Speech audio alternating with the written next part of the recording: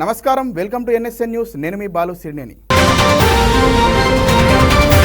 భారత్ను 2047 నాటికి అభివృద్ధి చెందిన దేశంగా తీర్చిదిద్దడం ప్రతి ఒక్క భారతీయుడు ఆశయమని ప్రధాని నరేంద్ర మోదీ అన్నారు.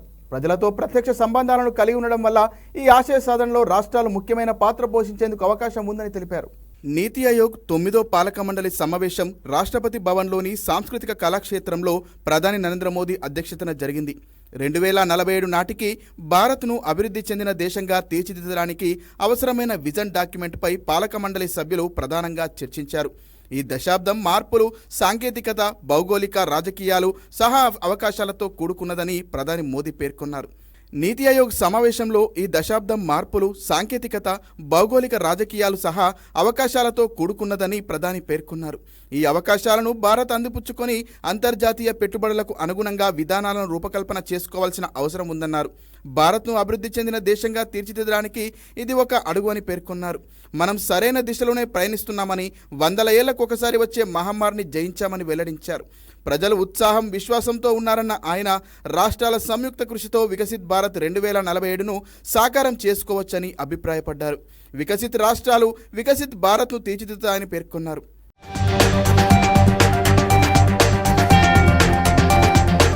నీతి ఆయోగ్ సమావేశం అనంతరం వివరాలను నీతి ఆయోగ్ సీఈఓ బీవీఆర్ సుబ్రహ్మణ్యం మీడియాకు వెల్లడించారు. వచ్చే 25 ఏళ్లలో వికసిత్ భారత్ సాధించే దిశగా ప్రధాని మోదీ కీలక సూచనలు చేశారు. మమతా బెనర్జీకి మాట్లాడే అవకాశం ఇవ్వలేదనటం వాస్తవం కాదని, ప్రతి సీఎంకు మాట్లాడేందుకు 7 నిమిషాల సమయం ఇచ్చామన్నారు. ప్రధానంగా 2 అంశాలపై చర్చ జరిగిందని, 2047 నాటికి వికసిత్ భారత్ సాకారమయ్యే ప్రణాళికపై చర్చించమని తెలిపారు. దేశంలో ప్రతి ఇంటికి తాగునీరు, విద్యుత్ వంటి సదుపాయాల కల్పనపై చర్చించామని, వికసిత్ భారత్పై కేంద్రం రూపొందించిన డాక్యుమెంట్ను వివరించామన్నారు. కొన్ని రాష్ట్రాల సూచనలు, వారి ప్రణాళికలు చాలా బాగున్నాయని, తెలంగాణ, తమిళనాడు, కేరళ సహా 10 రాష్ట్రాల నుంచి నీతి ఆయోగ్ సమావేశానికి ఎవరూ పాల్గొనలేదని సీఈఓ వివరించారు.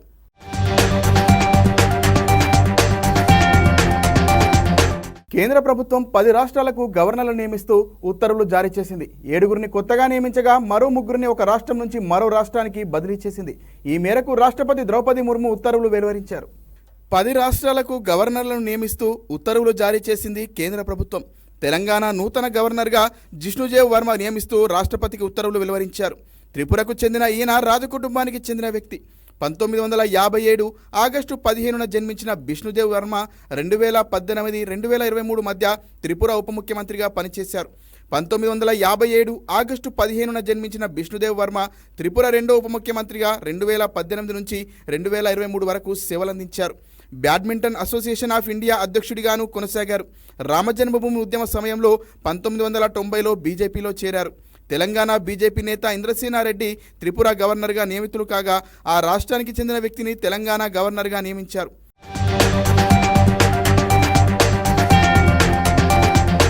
జార్ఖండ్ గవర్నర్గా పనిచేస్తున్న సిపి రాధాకృష్ణన్ ఇప్పటి వరకు తెలంగాణ గవర్నర్గా అదనపు బాధ్యతలు నిర్వహిస్తున్నారు. ఆయనను తాజాగా కేంద్ర ప్రభుత్వం మహారాష్ట్రకు బదిలీ చేసింది. ప్రస్తుతం మహారాష్ట్ర గవర్నర్గా ఉన్న రమేష్ బైస్ను తప్పించింది. ఇక రాజస్థాన్ గవర్నర్గా మహారాష్ట్ర మాజీ స్పీకర్ హరిభావ్ కిషన్ రావు బాగ్దేని నియమిస్తూ కేంద్రం ఉత్తర్వులు వెలువరించింది. ఈ స్థానంలో ఉన్న సీనియర్ నేత కల్రాజ్ మిశ్రాను తప్పించింది. రాజస్థాన్ బీజేపీ సీనియర్ నాయకుడు ఓంప్రకాష్ మాథూర్ను సిక్కిం గవర్నర్గా బాధ్యతలు స్వీకరించనున్నారు. సిక్కిం గవర్నర్గా ఉన్న లక్ష్మణ్ ప్రసాద్ ఆచార్యను అస్సాం గవర్నర్గా బదిలీ చేసింది. లక్ష్మణ్ ప్రసాద్కు మణిపూర్ గవర్నర్గాను అదనపు బాధ్యతలు అప్పగించింది. ప్రస్తుతం మణిపూర్ గవర్నర్గా ఉన్న అనసూయ ఉయికేను తప్పించింది.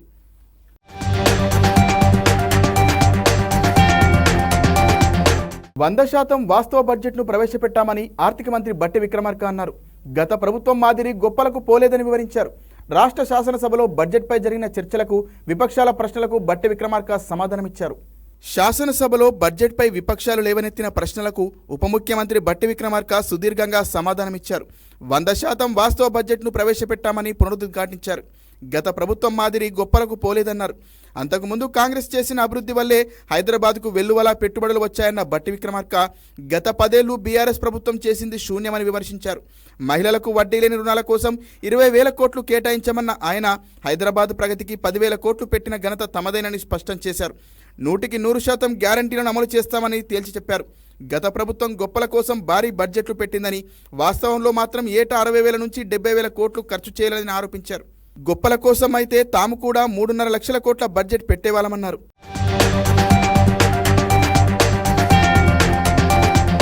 బడ్జెట్లో పొందుపరిచిన ప్రతి పైసా అర్థవంతంగా ఖర్చు పెట్టాలనే ఆలోచనతో ముందుకు వెళ్తున్నామన్నారు బట్టి విక్రమార్క. గతంలో బీఆర్ఎస్ ప్రభుత్వం 2,90,000 కోట్లు బడ్జెట్ పెడితే మేము నిజంగా వారిలా అడ్డగోలుగా ఊహాజనితంగా ఏదో అలా పెట్టుకుంటే 3.5 లక్షల కోట్లు అయ్యేదన్నారు. కానీ మేము పెట్టింది కేవలం 2,91,000 కోట్లు మాత్రమేనన్నారు. సాగునీటి సమస్య తీరాలనే పోరాడి రాష్ట్రం తెచ్చుకున్నామన్న ఉప ముఖ్యమంత్రి 1,00,000 కోట్లు ఖర్చు పెట్టి కాళేశ్వరం నిర్మించినా ఉపయోగం లేకుండా పోయిందన్నారు. మేడిగడ్డ వద్ద వచ్చిన నీరు వచ్చినట్లే పోతోందని, నిల్వ చేయలేని పరిస్థితి ఉందని దుయ్యబట్టారు.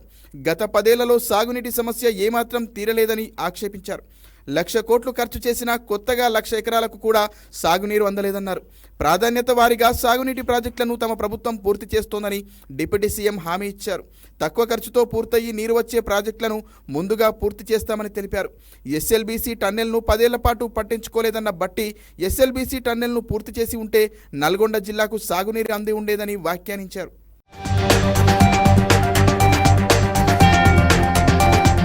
పోలవరం విలీన మండలాల్లోని వరద ప్రభావిత ప్రాంతాల్లో మంత్రుల బృందం పర్యటించింది.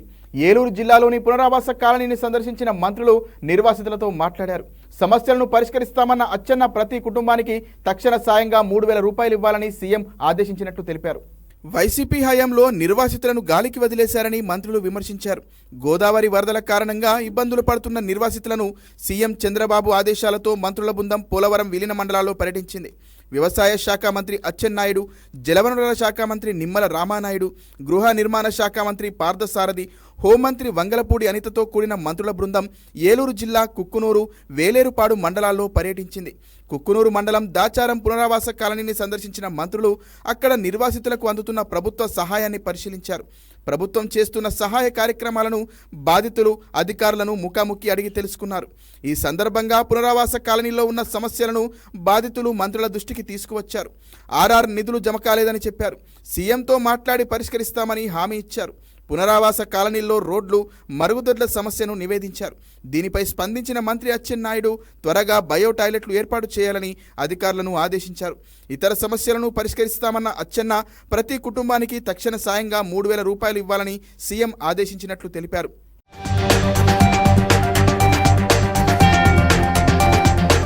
అక్కడి నుంచి వేలేరుపాడు మండలం కన్నాయిగుట్ట చేరుకున్న మంత్రులు అక్కడ గోదావరి వరద ప్రవాహాన్ని పరిశీలించారు. గోదావరి వరద ఉధృతి పెరుగుతున్న నేపథ్యంలో ముంపు గ్రామాల ప్రజలను సురక్షిత ప్రాంతాలకు తరలించాలని, ఆ మేరకు ప్రజలను ఒప్పించాలని కలెక్టర్కు మంత్రులు ఆదేశాలు ఇచ్చారు. ప్రస్తుతం పునరావాస కాలనీల్లో తలదాచుకుంటున్న వరద బాధితులకు ప్రభుత్వం తరపున నిత్యావసరాలు అందిస్తున్నామని, ఒక్కో కుటుంబానికి 3,000 రూపాయల సహాయం అందిస్తామని మంత్రి నిమ్మల రామానాయుడు వెల్లడించారు. గత ముఖ్యమంత్రిలా కాకుండా వరదలు పూర్తిగా రాకముందే బాధిత ప్రాంతాలను సందర్శించి వారి సమస్యలను అందుతున్న సహాయాన్ని తెలుసుకున్నామన్న ఆయన పెద్దవాగు ప్రాజెక్టును సైతం తెలంగాణ ప్రభుత్వంతో మాట్లాడి కొత్త నమూనాలు రూపొందించి నిర్మాణం చేపడతామని తెలిపారు. పశ్చిమ గోదావరి జిల్లా తణుకు మండలం దువ్వ గ్రామంలో మంత్రుల బృందం పర్యటించింది. నీట మునిగిన బండలను మంత్రులు అచ్చెన్నాయుడు, అనిత, పార్థసారథి, రామానాయుడు పరిశీలించారు. ప్రభుత్వం తరపున ఆదుకుంటామని రైతులకు భరోసా ఇచ్చారు. వరద బాధితులకు నిత్యావసర వస్తువులు పంపిణీ చేశారు.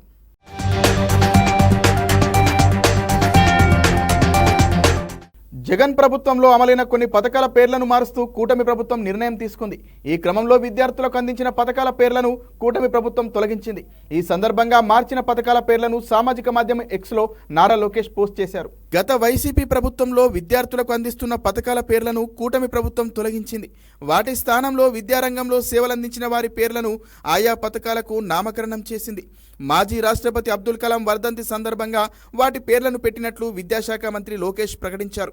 జగనన్న అమ్మఒడిని తల్లికి వందనంగా, జగనన్న విద్యా కానుకను సర్వేపల్లి రాధాకృష్ణన్ విద్యార్థి మిత్రగా, జగనన్న గోరుముద్దను డొక్కా సీతమ్మ మధ్యాహ్న బడి భోజనంగా పేరు మార్చారు. మన బడి నాడు నేడు పథకాన్ని మన బడి మన భవిష్యత్తుగా నిర్ణయించారు.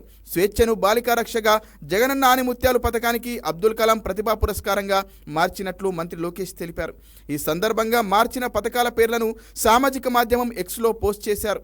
5 ఏళ్ల పాటు గత ప్రభుత్వం భ్రష్టు పట్టించిన విద్యా వ్యవస్థను సమూలంగా ప్రక్షాళన చేయాలని చంద్రబాబు నేతృత్వంలోని ప్రజాప్రభుత్వం నిర్ణయించిందని మంత్రి లోకేష్ తెలిపారు. విద్యాలయాలను రాజకీయాలకు అతీతంగా సరస్వతి నిలయాలుగా తీర్చిదిద్దాలన్నది తమ సంకల్పమన్నారు. ఇందులో భాగంగా నాటి ముఖ్యమంత్రి జగన్ పేరుతో ఏర్పాటు చేసిన పథకాల పేర్లకు స్వస్తి పలుకుతున్నట్లు మంత్రి లోకేష్ తెలిపారు.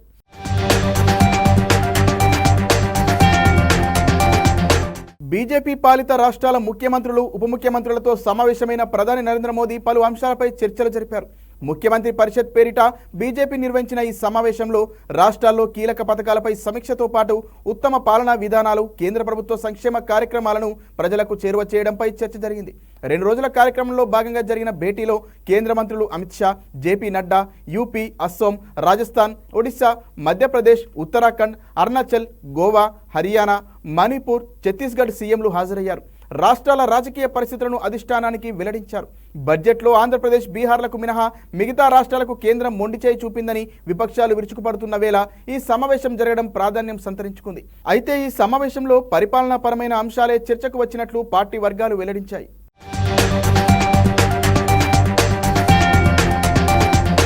రాష్ట్రానికి నిధుల విషయంలో కేంద్రం వివక్ష చూపుతోందని ముఖ్యమంత్రి రేవంత్ రెడ్డి ఆరోపించారు. అన్ని రాష్ట్రాలను సమానంగా చూడాలని బహిరంగ సభ వేదికగా మోదీకి చెప్పానని సీఎం గుర్తు చేశారు. బడ్జెట్పై చర్చలో ఎంఐఎం నేత అక్బరుద్దీన్ సీఎం ప్రధానిని పెద్దన్నగా సంబోధించడంపై లేవనెత్తిన ప్రశ్నలకు రేవంత్ వివరణ ఇచ్చారు.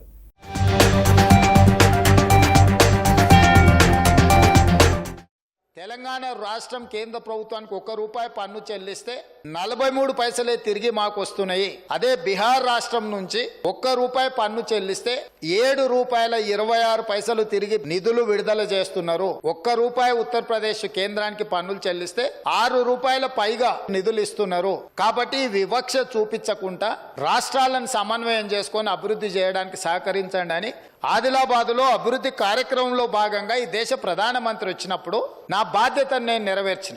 అభివృద్ధి కోసం సహకారం ఉండాలన్న ఆలోచనతోటి చెప్పిన మాటలు. నేను రాజకీయ ప్రయోజనం కోసం నరేంద్ర మోడీ గారిని పెద్దన్న అనలేదు. రాష్ట్ర ప్రయోజనాల కోసం వారికి గుర్తు చేసిన మీరు పెద్దన్నగా బాధ్యత వహించండి అని. పోలవరంలో తొలి మలిదశ లేదు, ప్రాజెక్టు పూర్తి చేయడమే లక్ష్యమని ఏపీ ముఖ్యమంత్రి చంద్రబాబు స్పష్టం చేశారు. ఢిల్లీలో కేంద్ర జలశక్తి మంత్రి సిఆర్ పాటిల్తో సమావేశమైన ఆయన ప్రాజెక్టు గురించి కూలంకషంగా చర్చించారు.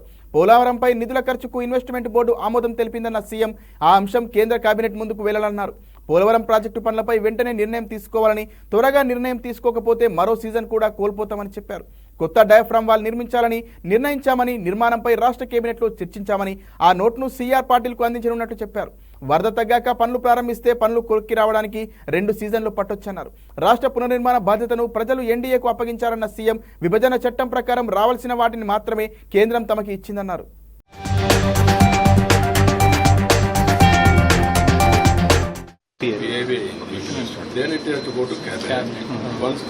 డబ్బులు వస్తుంది. అది ఫస్ట్ ఫేజ్ లో ఇది అని చెప్పి పెట్టుకున్నాను. Next continuation both. అంతేగాని ఇప్పుడు డిలే చేస్తే ఇది కూడా రాకపోతే ఇంకో 3-4 నెలలు పెడితే నాకు నవంబర్లో మళ్ళీ పని కావాలి. Diaphragm wall, new diaphragm wall we have to construct. అదే ఆయనకి ఇచ్చాము. నిన్న క్యాబినెట్ కూడా స్పెసిఫిక్గా అందుకే పెట్టుకున్నాం. ఇప్పుడు న్యూ డయాఫామ్ వాల్ ఫైనలైజ్ చేయాలి. వన్స్ అది ఫైనలైజ్ చేసి ఎక్విప్మెంట్ పొజిషన్ చేయాలి.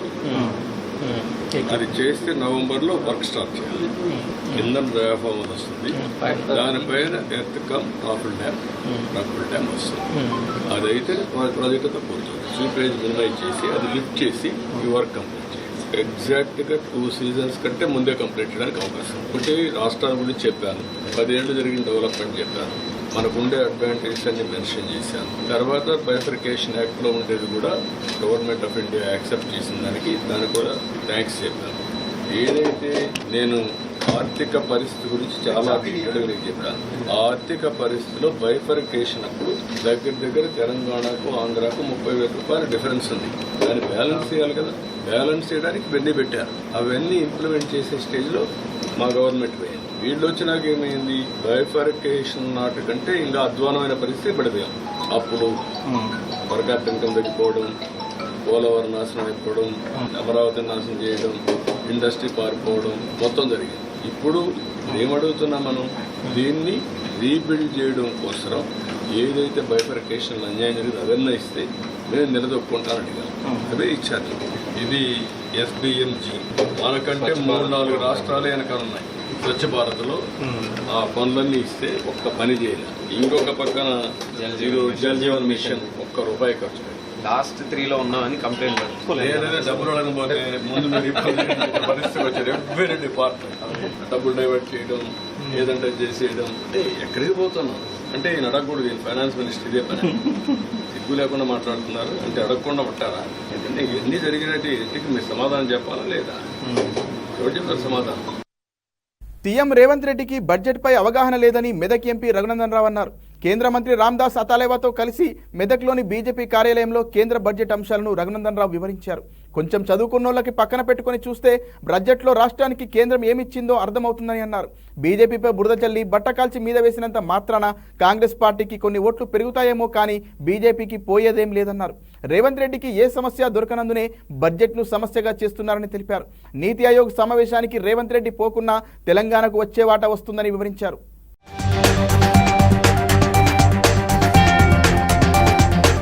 ఆరోపిస్తున్నట్టు తెలంగాణకి ఏం రాలేదు, గాడిద గుడ్డు వచ్చింది అని ఆయన మాట్లాడుతూ ఉన్నాడంటే ఆయన చదువుకున్నది 7వ తరగతి, ఆయన చేసే పని గోడలకేసే సున్నం కాబట్టి ఇట్లాంటి వాళ్ళకి బడ్జెట్ అర్థం కాదు. కొంచెం చదువుకున్న వాళ్ళని పక్కన పెట్టుకొని చూస్తే బడ్జెట్ ఏమొచ్చింది అనేది కనబడుతుంది. ఇంకా బడ్జెటెడ్ క్లాన్స్ అని బట్టి విక్రమార్క గారు తెలంగాణ రాష్ట్ర శాసనసభలో పెట్టిన బడ్జెట్ లో కూడా కేంద్ర ప్రభుత్వం నుంచి గ్రాంటీన్ ఎయిడ్ కింద సుమారు 26,000 కోట్ల రూపాయలు, state taxes in central share లో దాదాపు 22,000 కోట్ల రూపాయలు వస్తున్నాయని, ఇది రఘునందన్ రావు సొంత కవిత్వం కాదు. బడ్జెట్ లో బట్టి విక్రమార్క గారు రాసినటువంటి page number 4 budget and plans లో ఉంది. 2 పథకాల కిందనే సుమారు 50,000 కోట్ల రూపాయలు వస్తా ఉన్నాయి. ఇది రేవంత్ రెడ్డి గారికి బడ్జెట్ మీద ఉన్నటువంటి అవగాహన. మా తెలంగాణ పేరు వచ్చిందా బడ్జెట్ లో అని అడుగుతున్నాడు రేవంత్ రెడ్డి. మరి ఉత్తరప్రదేశ్ పేరు వచ్చిందా, రాజస్థాన్ పేరు వచ్చిందా, గుజరాత్ పేరు వచ్చిందా? పోనీ మాకు బడ్జెట్ రాయరాలేదు, నువ్వు బాగా తెలివికల్లోనివి కదా. కొడంగల్ తప్ప మరి మిగతా 118 నియోజకవర్గాలకు ఏమైనా ఇచ్చినావా? మా మెదక్ శాసనసభ మీ కాంగ్రెస్ గెలిచింది కదా, మరి మెదక్ శాసనసభకి మెడికల్ కాలేజ్ కు 20 కోట్లు 50 కోట్లు ఇచ్చినావా? కొడంగల్ కి తీసుకుపోయినావు కదా మెడికల్ కాలేజ్, మరి మా మెదక్ మెడికల్ కాలేజ్ ఏమైంది? ముఖ్యమంత్రి రేవంత్ రెడ్డిపై బీజేపీ ఎంపీ రఘునందన్ రావు చేసిన వ్యాఖ్యల్ని ప్రభుత్వ విప్లు బీర్లా ఐలయ్య, అడ్లూరి లక్ష్మణ్ తీవ్రంగా ఖండించారు. కేంద్ర బడ్జెట్లో రాష్ట్రానికి ₹1 తీసుకురాకపోగా మతిభ్రమించి మాట్లాడుతున్నారని మండిపడ్డారు. రఘునందన్ రావు వెంటనే తన వ్యాఖ్యలను ఉపసంహరించుకోవాలని, లేదంటే ప్రతిఘటన తప్పదని హెచ్చరించారు.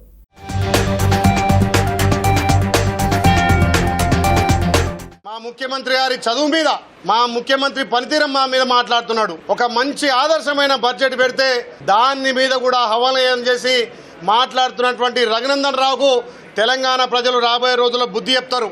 ఈరోజు ప్రధానమంత్రిగా ఉన్నటువంటి నరేంద్ర మోడీ ఏం చదువుకున్నాడో చెప్పగలుగుతావా అంటున్నా. నువ్వు నోటికి ఎంత వస్తంత, నువ్వు యొక్క నైజం ఏందో తెలియదా? ఎవరిని ఏ విధంగా బ్లాక్ మెయిల్ చేస్తావో, ఏ విధంగా ఎవరిని ఏ విధంగా ఇబ్బంది పెడతావో తెలంగాణ ప్రజలకు, మెదక్ జిల్లా ప్రజలకు తెలియదా అని చెప్పేసి రఘునందన్ రావుని అడుగుతున్నావు. ఈరోజు ముఖ్యమంత్రి గారిని నోరు ఉన్నది కదా, నాలుగు ఉన్నది కదా అని చెప్పి ఏది పడితే అది మాట్లాడితే తెలంగాణలో ఉన్నటువంటి ప్రజలు కానీ కాంగ్రెస్ పార్టీ కార్యకర్తలు కానీ ఊరుకోరని చెప్పి హెచ్చరిస్తున్నాం. తెలంగాణ నుంచి బీజేపీ ఎంపీలను గెలిపిస్తున్నా ఏమాత్రం ప్రయోజనం లేదని మాజీ మంత్రి కేటీఆర్ అన్నారు. కష్టకాలంలో రాష్ట్రం నుంచి 8 మంది బీజేపీ ఎంపీలు గెలిచిన ఎన్డీఏ ప్రభుత్వం హైదరాబాద్ మెట్రో విస్తరణకు ₹1 కేటాయించలేదని కేటీఆర్ విమర్శించారు. గతంలో పలుమార్లు కేంద్రానికి విజ్ఞప్తులు చేసినా ఫలితం లేకుండా పోయిందని ఆవేదన వ్యక్తం చేశారు. బీజేపీ నేతృత్వంలోని కేంద్ర ప్రభుత్వం 15 ఏళ్లుగా వివిధ రాష్ట్రాల్లోని 20 మెట్రో రైల్ ప్రాజెక్టులకు నిధులిచ్చిందని కేటీఆర్ గుర్తు చేశారు. ఉత్తరప్రదేశ్, మహారాష్ట్ర, గుజరాత్, ఢిల్లీ, కర్ణాటక, మధ్యప్రదేశ్, బీహార్, తమిళనాడు, కేరళ సహా ఢిల్లీ గజియాబాద్ మధ్య ర్యాపిడ్ రైలు ప్రాజెక్టుకు కేంద్రం భారీగా నిధులిచ్చిందని వివరించారు. దురదృష్టవశాత్తు హైదరాబాద్ మెట్రోకు మాత్రం ₹1 ఇవ్వలేదని ఆయన మండిపడ్డారు.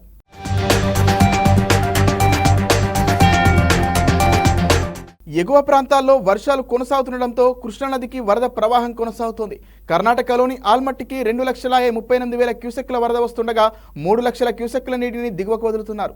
అక్కడి నుంచి నారాయణపూర్ రిజర్వాయర్కు 3 లక్షల క్యూసెక్ల నీరు వస్తుండగా అంతే మొత్తాన్ని జూరాలకు వదులుతున్నారు. జూరాల ప్రాజెక్టుకు 3,02,000 క్యూసెక్లు వస్తుండగా 3,16,000 క్యూసెక్లు విడుదల చేస్తున్నారు. మరోవైపు తుంగభద్ర డ్యాంకు 1,20,000 క్యూసెక్ల వరద వస్తుండగా 1,50,000కు పైగా క్యూసెక్లను శ్రీశైలంకు విడిచిపెడుతున్నారు. జూరాల, తుంగభద్ర నుంచి శ్రీశైలంకు 4,12,000 క్యూసెక్ల వరద చేరుతోంది. శ్రీశైలం నీటి నిల్వ సామర్థ్యం 215 టీఎంసీలు కాగా ప్రస్తుత నిల్వ 188 టీఎంసీలు దాటింది. శ్రీశైలం నుంచి 74,000 క్యూసెక్ల నీటిని దిగువకు వదులుతున్నారు. నాగార్జున సాగర్కు 50,000కు పైగానే క్యూసెక్కుల వరద చేరుతోంది.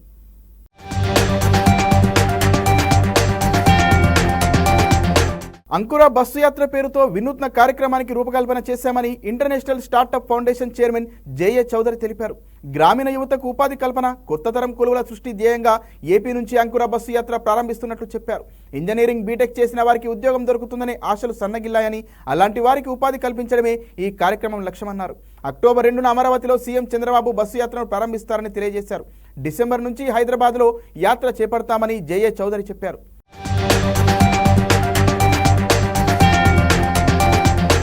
ఇప్పుడు భారతదేశంలో మనకు చాలా పొటెన్షియల్ ఉంది. ఎందుకంటే మన దేశంలో ఉన్న జనాభాకి ఎంప్లాయ్మెంట్ క్రియేషన్ లేకపోతే చాలా కష్టం.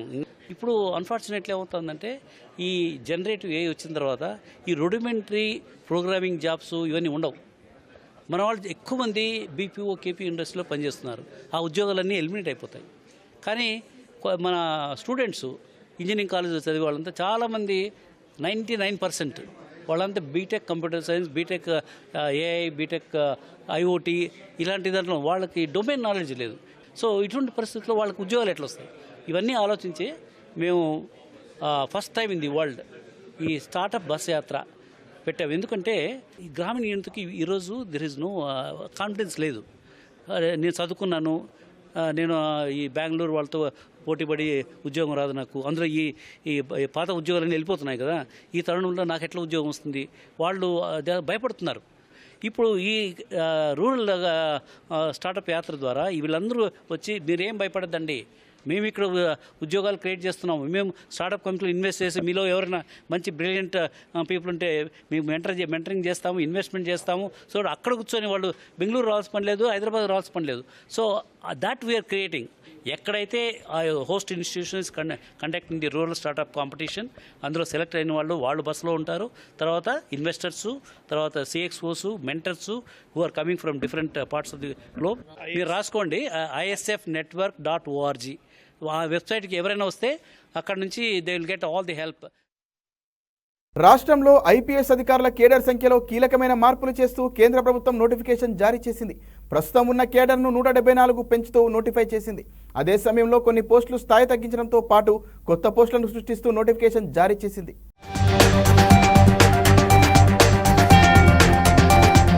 విశాఖ ఉక్కు కర్మాగారం కొత్త రికార్డు సృష్టించింది. 100 మిలియన్ టన్నుల ఉక్కును ఉత్పత్తి చేసి సరికొత్త రికార్డు సృష్టించింది. 1990 నవంబర్లో కర్మాగారంలో ఉక్కు ఉత్పత్తి ప్రారంభించారు. అప్పటి నుంచి ఇప్పటి వరకు 100 మిలియన్ టన్నుల ఉత్పత్తి చేశారు. ఇందులో ప్రత్యేక స్టీల్ రీబార్లు, ప్రొడక్ట్ మిక్స్, ప్లెయిన్ రౌండ్లు, ఎగుమతులకు అవసరమయ్యే సేలబుల్ స్టీల్ను కూడా ఉత్పత్తి చేస్తున్నారు. జాతీయ స్థాయిలో కూడా నెట్వర్క్ ఏర్పాటు చేసి మార్కెటింగ్ విస్తృతపరుచుకున్నారు. ప్రస్తుతం 7 మిలియన్ టన్నుల ఉత్పత్తి సామర్థ్యంతో ప్లాంట్ పనిచేస్తోంది.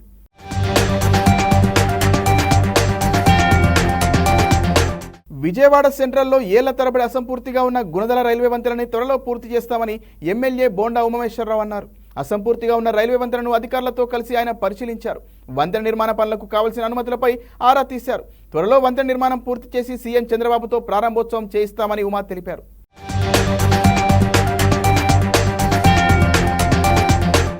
ఇప్పుడు 2019లో అధికారంలోకి వచ్చిన వైసీపీ ఎక్కడ వేసిన గొంగళ్ళ అక్కడేలాగా ఈ బ్రిడ్జిని చెదలబట్టి నాచుపట్టే పరిస్థితి.